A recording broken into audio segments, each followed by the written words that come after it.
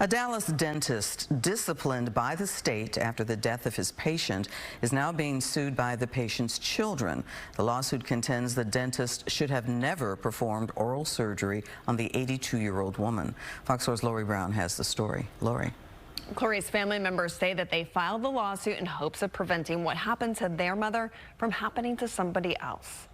No one should be dying from dental surgery like this. Jacqueline Kinlock says her mother, Frederica Bailey, was still full of life at age 82, and she wanted better teeth, a full dental implant, instead of a removable denture. She says, you just don't understand how it really alters the way that you eat when you wear a partial, and so she really just wanted to improve her quality of life.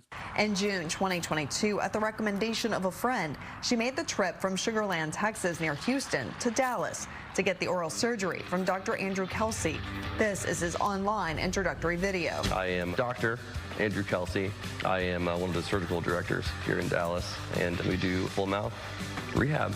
Bailey's daughter told me she did not know that Dr. Kelsey was reprimanded by the state 3 years earlier for failing to adequately evaluate a patient and obtain medical clearance from the patient's primary care provider.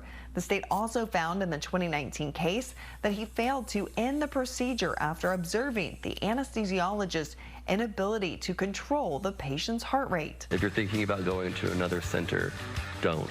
A lot of dentists are savants. They think they've placed maybe a few implants, maybe a few hundred implants, and they think that they can tackle full mouth procedures. There is a market for it. I absolutely believe that she had many years ahead of her. But the lawsuit says Bailey had sickle cell, a blood cell disorder, and end-stage renal disease. She was on dialysis 4 times a week. Despite knowing that, the defendants went ahead with the procedure without consulting Ms. Bailey's nephrologist or a hematologist. An expert hired by Bailey's family to examine the case in the lawsuit wrote, failing to identify the right candidate for IV anesthesia, for traveling surgery, for extensive chair time and post-operative downtime were key faults that ultimately led to the demise of Mrs. Bailey. After her surgery, she had a trip planned with her sisters.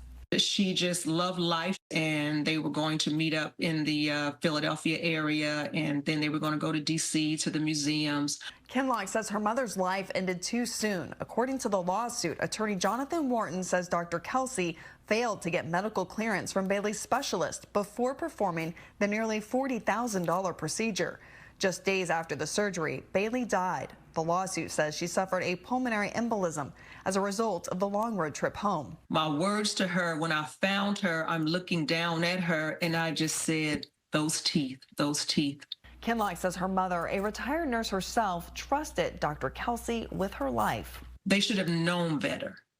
They should have contacted, knowing that mommy was on dialysis, they should have contacted her nephrologist. The State Board of Dental Examiners found Dr. Kelsey violated the minimum standard of care by failing to consider the length of the procedure and the length of Bailey's long trip home.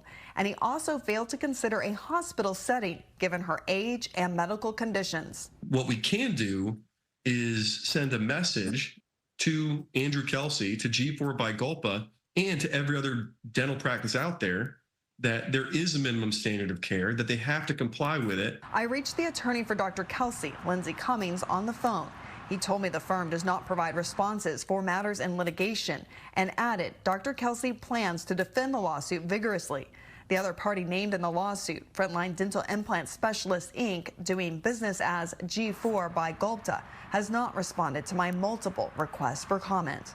I don't want another family to have to go through what we've gone through.